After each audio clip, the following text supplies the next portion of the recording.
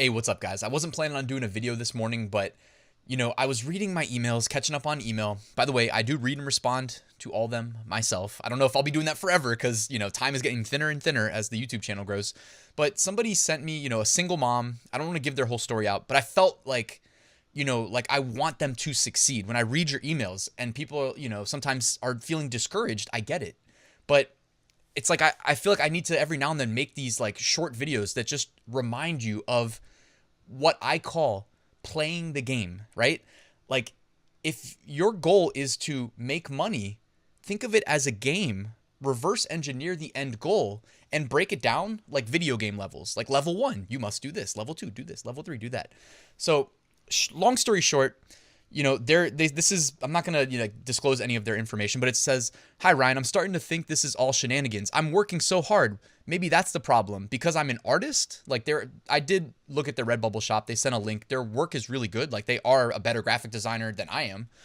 And they're just feeling discouraged, but they're only on Redbubble. They just got into Amazon merch. And it's like, just take a thousand, what do they say, like 1,000-foot view on everything. Sometimes you got to step back and reevaluate. If you're only on Redbubble, Redbubble is the lowest barrier of entry marketplace to sell print on demand, meaning more people can get into Redbubble than into Amazon or Amazon merch or Printful Etsy.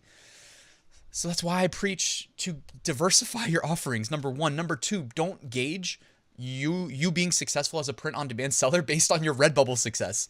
There's a ton of people on Redbubble. It just is what it is. Like if I was only on Redbubble, I'd still be at my day job. You know what I mean? There's no way I could feel comfortable leaving my day job only being on Redbubble. It's too hard to get that level of success where you can really thrive on just Redbubble. So we already know, diversify, right? That's part of the game.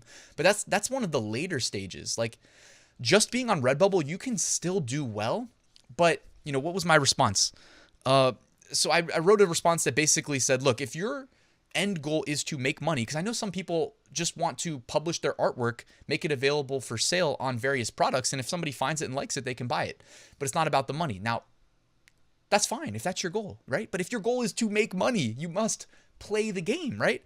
And I didn't even get into the end stages of what it means to play the game. I'm just looking at my email.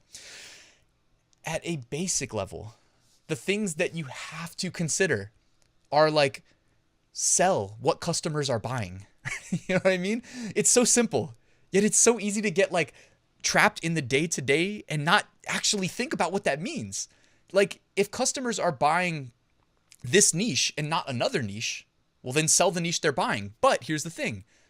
Take a little bit of time to do some niche research. Like I just looked at some of these Redbubble trends. I'm re-recording this because I didn't want this to go on too long. But I was looking at like the trending searches and then I clicked one of those and I'm like, all right, we know this trend is in high demand. How many products are selling? Okay, it was like 8,300 products were selling, but only 115, I think, are on page 1. And if you're not on page 1, no one's going to click you. So it's like you got to kind of be strategic. Like you can sell in a high demand niche, but never get seen. And then you're still going to have 0 sales. What if you're in a low demand niche, but you get on page 1? You have a better chance of making a sale in my mind. I mean, I don't know. It's all like kind of this balancing act. But anyways, you must sell what you know people are buying. So between Redbubble's trending, between Amazon having BSR, bestseller rank, as an indicator of sales velocity, you can do niche validation. And then after that, do a little bit of like evaluating your competition. Now on Redbubble, it's harder to evaluate your competition because it's always going to be high, right? Lowest barrier of entry, Redbubble. Now this person that emailed me just got into Amazon merch, which is awesome. And hopefully you get some small wins there that, Amazon merch tends to snowball and you start feeling like, okay, you belong here. You can do it. I also said sell where customers are buying, right? So you're going to sell what people are buying. Then you need to sell where people are buying. Don't expect them to find you on Teespring. You know what I mean? Even though Teespring's probably a bad example because they're closing their marketplace. But it's like Teespring's organic traffic or advertised traffic, it's much, much lower than Redbubble's. And Redbubble's is much, much lower than Amazon's, right? So there's a hierarchy. You want to prioritize the people at the top, the apex predator, the Amazon. Start there. That's your best bet, right? If you're where most people go to buy, that's also called qualified traffic. If you want to convince somebody who's on Facebook looking at photos of, their sister's kids to buy a shirt about, Joe Biden or something, it's like there's a disconnect there. I'm not saying you can't make a compelling ad that makes them forget why they were on Facebook and takes them over to your Joe Biden t-shirt. It can be done. But like, that's a lot harder than just selling on Amazon. We know people go to Amazon with the intent of making a purchase, right? So if they're going to go to Amazon and type in Joe Biden shirt and you are selling something that's a Joe Biden shirt, the likelihood of you making that sale is much higher, and you don't have to pay for an ad and write compelling ad copy to convince. You see what I'm saying? It's a roundabout way of saying that, like, keep it simple. Sell what people want to buy, sell where people want to buy, sell designs optimized for online sales. Now, this is something that if you guys subscribe to my channel, you already know that I try to do these. Like 2 days ago, I did a video review of user submitted designs. You guys watching, those of you guys that went to my Facebook group and dropped links to your products and said, hey, redesign this, make it better if you can. I did 4 or 5 different designs in that video where I said, this is what I did. This is why I think this may convert better, because we're selling it online. So there are a couple things that you can do differently that assist you in making the sale. Again, it's just playing the game. If I was selling in H&M, and I actually did a video, I walked through H&M in the mall, took pictures of a bunch of designs and said, these sell great in H&M. But if you try to put these online, dude, they wouldn't sell. You can't even read or see the design from a thumbnail online, but in the store, I'm 2 feet away from it. I can see it easily. So it's a different approach, all right? So just keep in mind all these things. They really matter. And then tailor your SEO strategy. I mean, again, I didn't get into the weeds. I only wrote 4 things. Obviously, there's more to it than this. These are the basics in my mind.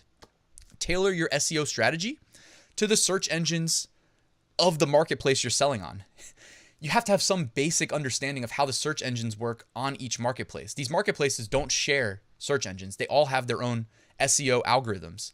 You don't need to be an expert in that. You don't need a technical degree to understand that. You just need to have some understanding of how to write your titles, your descriptions, your bullets in some cases, optimized for the platform you're selling on.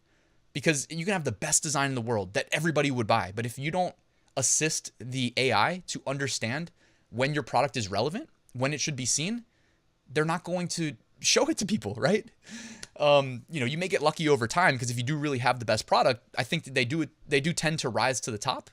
But again, also a function of how competitive that niche is. Anyways, I didn't want to make a long video. I just was feeling kind of fired up. Like, I want you guys to succeed. When I see people getting discouraged, especially people that are like good artists, it's like, don't give up. Just play the game. All right. Just do everything I said in this video.